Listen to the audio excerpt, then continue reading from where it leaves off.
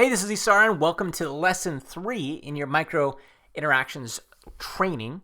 This one's really cool because it's like an introduction into 3D, and once you learn 3D and just the basics of it, you can do all kinds of crazy stuff. So we're going to build this simple nav kind of fold down like animation here. Here's what the custom view looks like. So you can see this is like an actual 3D thing that's going on, in space, and I can rotate around it and actually build this out. And the reason we have this little protruding edge here is because in true 3D, here I'll go back to the active camera. In true 3D, you can see how this edge kind of cuts inward because of the perspective. If this layer was the full width of the canvas, you would just see black background rather than the blue background over here, if that makes sense. You would see through to behind the UI. So you may want that, and I've definitely seen some apps that do that, like the Clear app. It's just black back here, but sometimes you just want it to be a solid color, and that's what I'm going to show you how to set up. So let's jump over into Photoshop. I'm going to show you how I put this guy together. This is the flat comp here. This is really simple. It's just the master UI layer, and I've got the nav. It's all flattened, and it's behind the UI here, so I'll turn that on. And then I have just a color overlay effect that we're going to be also animating. And then lastly, there's a guide here just for reference when we're sliding stuff around. So let's go ahead and build this bad boy out. Or bad girl. I don't know. It's bad something. It's not even that bad, really. It's totally fine. Okay, where are we at? Okay, design. And we're going to import this after you watch me click madly for 10 seconds. Okay, I'm going to double click our file here and let's get to work. So here's what we have, just like the Photoshop file. I'm going to zoom in on my timeline here and start in 34 frames. I like to use the Fibonacci numbers. It's about half a second or about half a beat at 60 frames a second. Just enough pause so the user can sort of register what's going on. I'm going to jump over 34 frames again.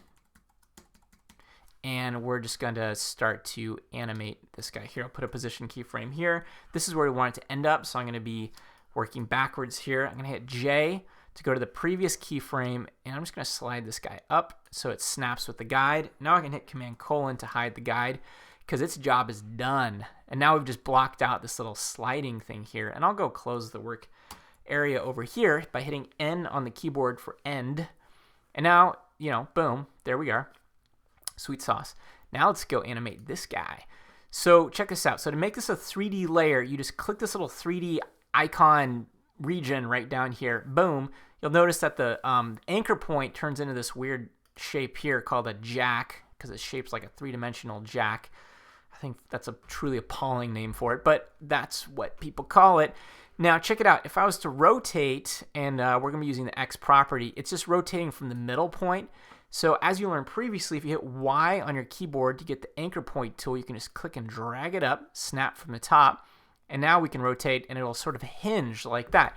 And this is just a great way to just play around with your stuff. You can have it hinge that way if you want that kind of effect. It's a really cool, easy, low-hanging fruit to play with. Love it. And now we can go ahead and parent the nav to the UI position so that as it's going down, it goes down together. Now we're just going to animate this guy, so we're going to start the X rotation property, hit K on the keyboard for the next keyframe over, and we're going to, you would think you'd go 90 degrees, right? Because we want it to hinge and rotate 90 degrees out.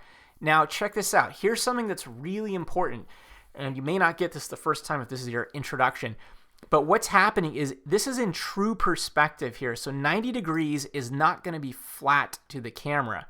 So check this out. In the custom view, here, well, we can't actually see this top layer because it's not 3D, but I'll make it one.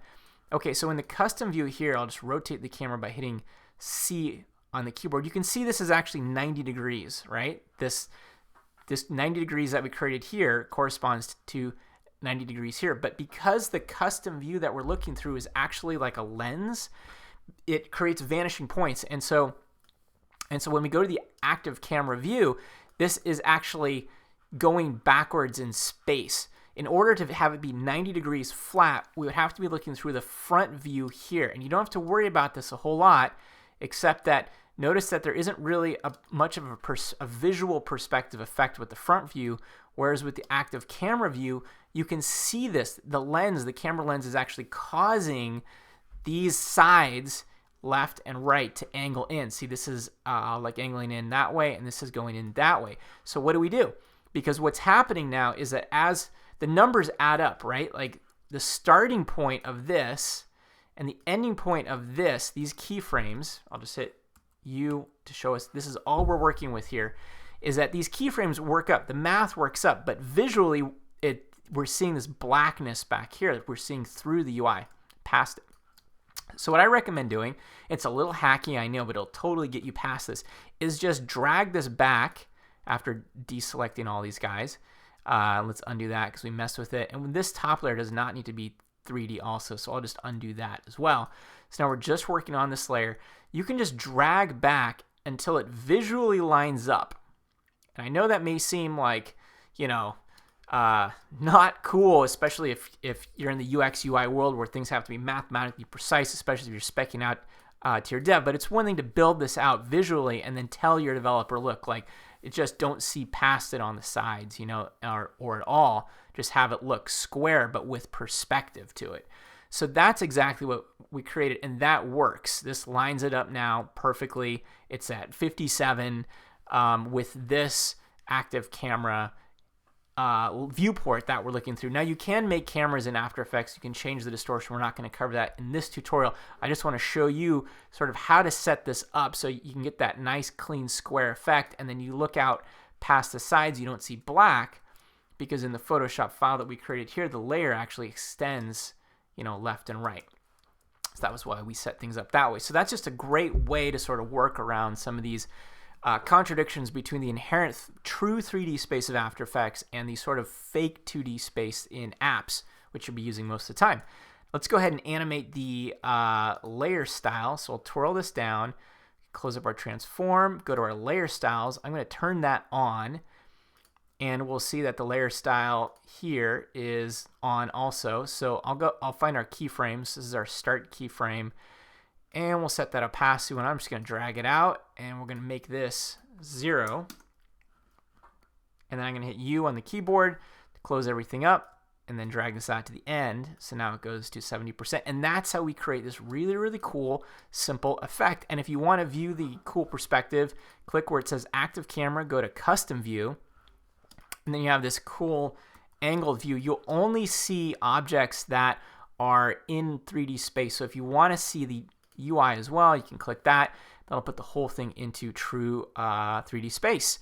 And that's it. And this is a fun sort of tool to use in your projects. And I'm going to be creating more 3D training eventually, because I think this is such an awesome thing to be exploring. So thank you so much, and I will see you in the next lesson.